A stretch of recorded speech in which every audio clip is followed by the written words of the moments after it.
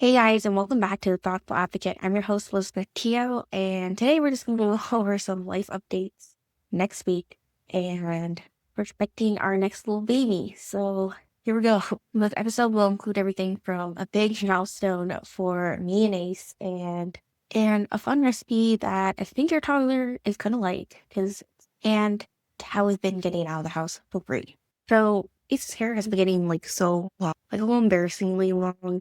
It's like his bangs are getting to his eyes and his hair is starting to become like a little Dorish. So I was like, hey, we really need to get a haircut for him. And I've been scared of his hair, honestly. Last time I really cut hair was, I cut my dad's hair one time in like middle school. And it was okay, I think. But I think that's because he had the actual, I don't know what it's called, the barber tool where you can shave off hair. I was using like kitchen scissors. Yeah. I was using kitchen scissors for Ace. Different results. And also, it keeps moving, so it was pretty difficult. The last time I cut bangs was my own bangs. I had wispy bangs, so when they're like styled, they look really nice. And it's actually pretty good. Like, I cut them pretty well. I used my hair cutting scissors, which I clearly misplaced. I was frantically looking for them right before I cut Ace's hair, but I have no idea where it went. Every time I try to look for something for Ace, it's like missing, and then I'll find it the next day, but I still have not found the scissors.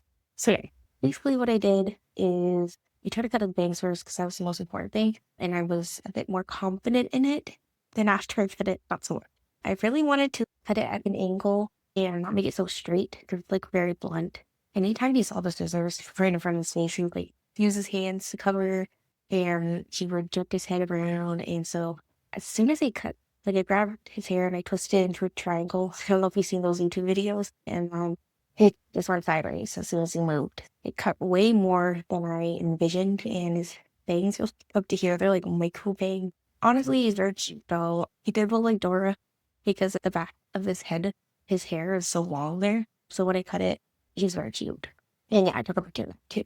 And then I finally got the courage to cut the back of his head because I was most scared about the back because I've never really cut the back. Like, I don't have a lot of experience cutting the back. But yeah, it was honestly a lot easier than I thought. I watched a tutorial like midway on YouTube. And so like, you split the back into three ways, like top part to the right and the top left to, like, you comb it to the left, and then the back. You just leave it and brush it. And then you pick up the pieces and you start cutting from inwards to outwards. So we did that. And because he couldn't see the scissors and he was eating, like, he didn't really move too much. So it was a lot easier to cut for me. I was really nervous about the ears. His ears are still a bit long, like the hair around it. So I don't know. We'll cut it from under it. Well, the back took a long time because he has so much hair. And yeah, I was just nerve-wracking cutting it. And because his hair is like a lot thinner, the comb didn't really grab the hairs as well. So it was a bit difficult in it. But luckily, we had our nanny there. She helped hold the spray bottle and help me like hold the garbage bag so I could put all the hairs in because they kept going everywhere. We did not have a cover for Ace, but we took a voucher right after. But yeah, honestly, aftermath was not too bad.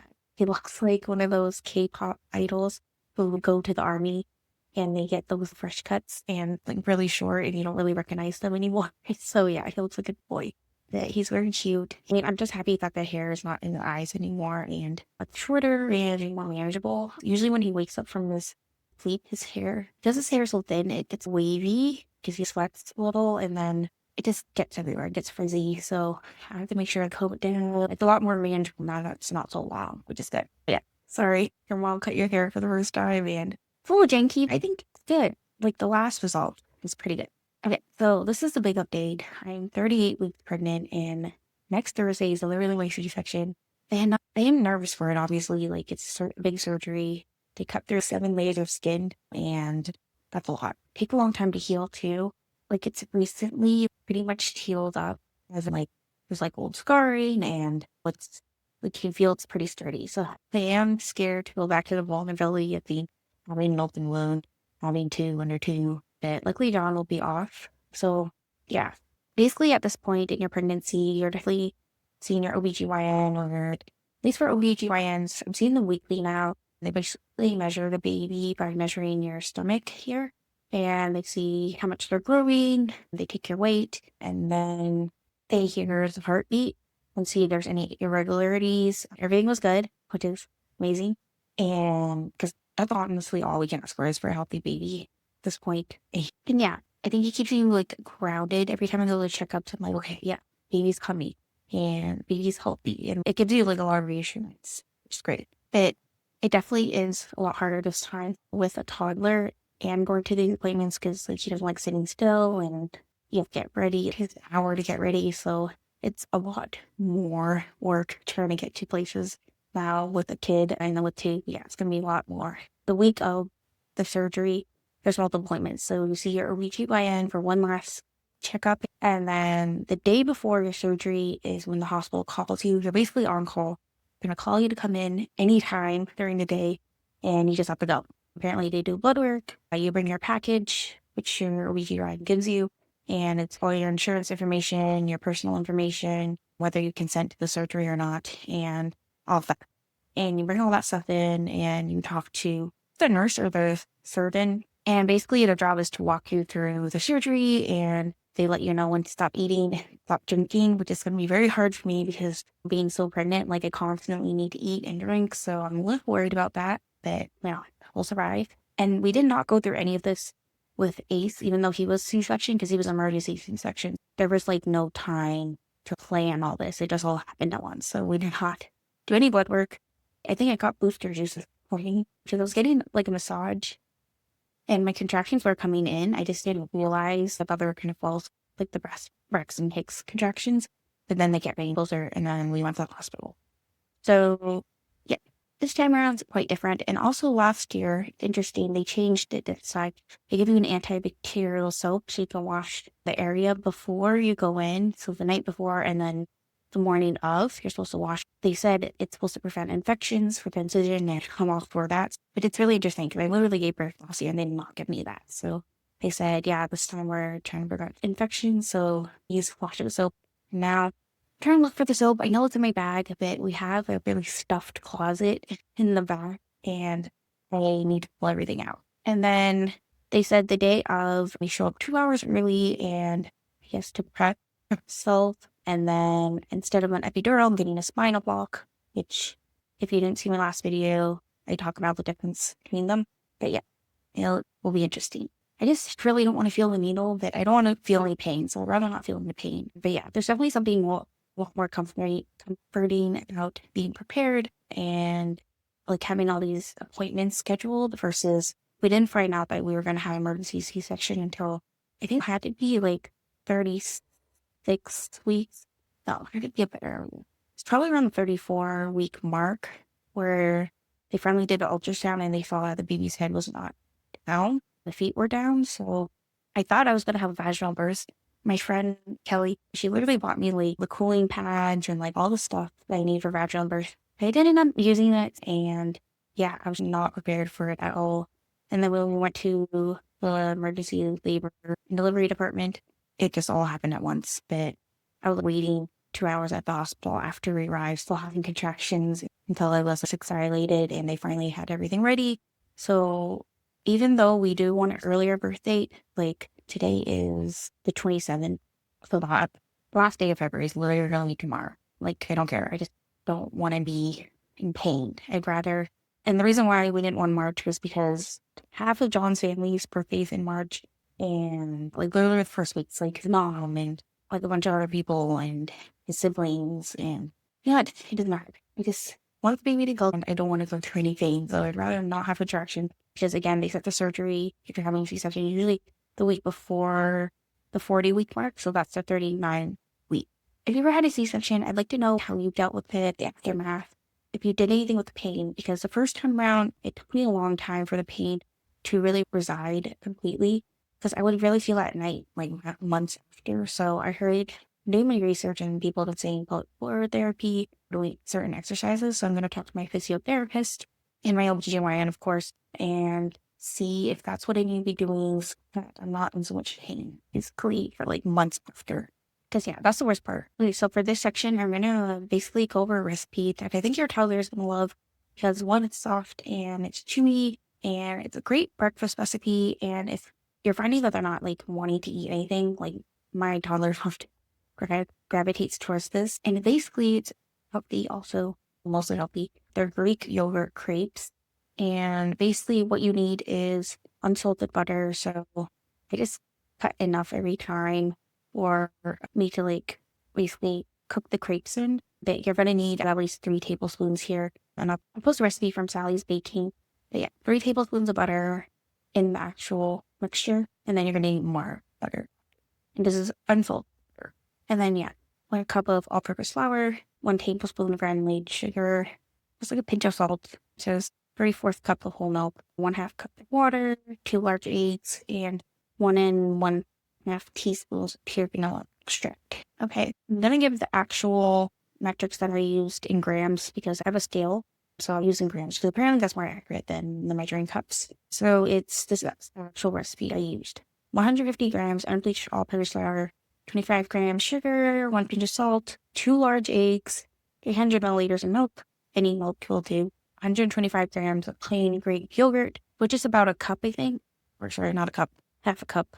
Try to use as much as I could without ruining the recipe. And in smoothies, of course. 2.5 milliliters vanilla extract, 14 grams unsalted butter, and then just softened butter for cooking, which I just keep the stick out and I like cut little pieces and then I keep going. And I keep putting it in the pan. Yeah. The consistency, it should come off the stove easily. It's all runny. It should be pretty thin. Like it's slightly heavier than heavy cream. Maybe the same consistency. I remember ours was pretty runny, but you can do a test. Basically, you want to heat your pan. They say to use nonstick. I used a stainless steel pan. Just have to make sure it's heated up well. And you put enough butter. And you want to basically pour in the center. So it's like circular, but not all the way out. So you just want to make sure it's like maybe halfway of the diameter. And then you want to swirl it around. You want to hold the pan and swirl it around so that it forms like a thin layer around the surface, and then it becomes like a thin crepe. They say to cook it like maybe 1 to 2 minutes.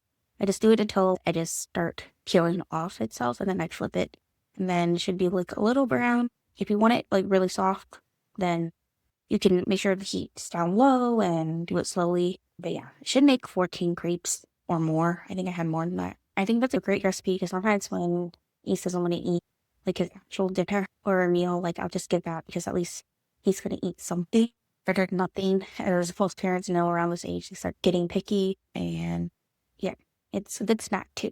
And you can rip it into little pieces. He can hold it himself, and it's really soft and it's nice. I've had it myself, and I can make jams for it, put fruits, chop up bananas, put peanut butter in it, and it's very versatile. Last but not least, I have a free hack for museums. So you're gonna go to your local library and you're gonna ask, do you guys have museum passes? Or you're gonna look it up online. Because oftentimes they post if they have free museum passes that they partner with.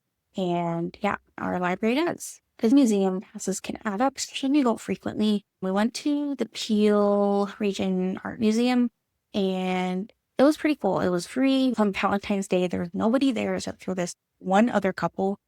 And so we had the whole museum to ourselves. It was definitely like smaller than like the ROM, of course, and other big museums. But hey, it was free and it was pretty cool. You get 1 pass for a whole family. So I think that's 2 adults and to 3 children, I believe. It depends on your library and the card itself. Basically, they give you this pass. You can check it out for 7 days and then you have to return it. Otherwise, you get fined, of course. So yeah, I think the entry fee was $6 per person. It adds up, but I'd rather go for free, of course. And yeah, it was really cool. They had the old Peel chill cell, and they had it's called. Okay, sorry. It's called Pama Peel Art Gallery, Museum, and Archives. They had the history of Peel County's jail back then, and so they have the actual jail cells. John went into the jail cell itself. I'll insert a photo. And yeah, the jail's also really small. There's no windows, and it's only like metal bars and a bunch of brick. There's the other stuff too, like the railways of Peel, which is pretty cool to see. And they had those little train sets that kids could play with, which he's loved. At one point, he was trying to throw the train, so we had to get him to stop. Just a poster project at the history of there is almost like every group, Chinese, Black, Indigenous people, basically telling their stories how they're oppressed, and they showed a piece of art, and it was really cool to see. They had Inuit art as well, which always awesome to see. And they had this play section, basically like a kitchen. And they had like fake strawberries and fake cake and fake oven. And yeah, it was really cool. A great place for kids. And we had it all to ourselves, which is awesome. So yeah, check out your local library because they could have awesome like passes, even have Zoom passes. And basically, there's hundreds of holds on the really popular places like the ROM, the Toronto Zoo, and other places. So you want to put a hold on it as soon as you can. I had to go in person. I didn't know how to do it online. Yeah, I said put a hold for all of them. I think they even have Ontario Parks passes.